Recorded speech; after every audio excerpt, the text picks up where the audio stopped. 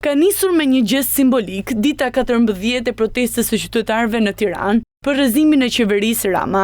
Protestuesit kishin zgjedhur të vendosin këpucë dhe atlete përpara kryeministrisë për të simbolizuar eksodin masiv të shqiptarëve dhe shpopullimin e vendit për shkak të keqçeverisjes. Ka bërë shumë padrejtësi, ka qit keq Shqipërinë, për hallet tona, ekonomia gjitha.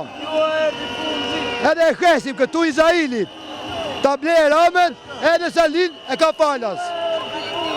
Ua kom bë gati. Ditë e plota 14 ditë kam protest. Nuk kam rreshtur për arsye sepse janë shumë padrejtësi në për gjithë shtresat e popullsisë.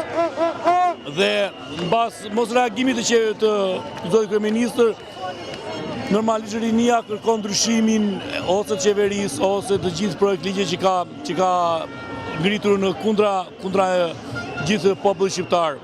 Nëse na bërë shumë padrejtësi gjatë gjithë jetës tonë, kemi patur shumë padrejtësi, prandaj ju lutem që këto kërkesa tona të zbatohen në të gjitha drejtimet, të gjithë fëmijët e të rinj që kanë ardhur, Allahu as shpërblet dhe Zoti i ruaj që kërkojnë të dalin zot vendit, që ne nuk e prisim se kjo rini dhe këta fëmijë të bilin zot vendit, i kishim humbur shpresat. Kam vetëm një mesazh për gjithë ato që rrinë nëpër shtëpia.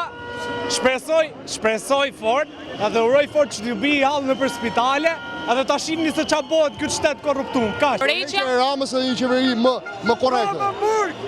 Për çdo individ. Kemi një 10 ditë që protestojmë. Se jo mos të shkallëzohet derisa të arrijë dorëheqja.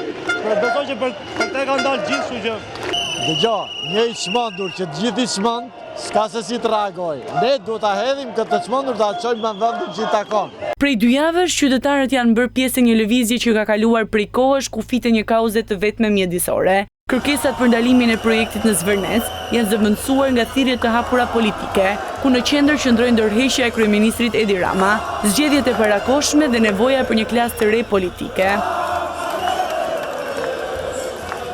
Ashtu si 13 protestat e para, edhe marshimi së shtunës vijoi deri në orët e vona të natës. Pas përfundimit të fjalëve përpara kryeministrisë, protesta u shpërndar nëpër rrugët e kryeqytetit, me pankarta në duar dhe thirrjen nesër më shumë. U mbyll protesta e 14, duke njoftuar grumbullimin e radhës këtë të diel në orën 18.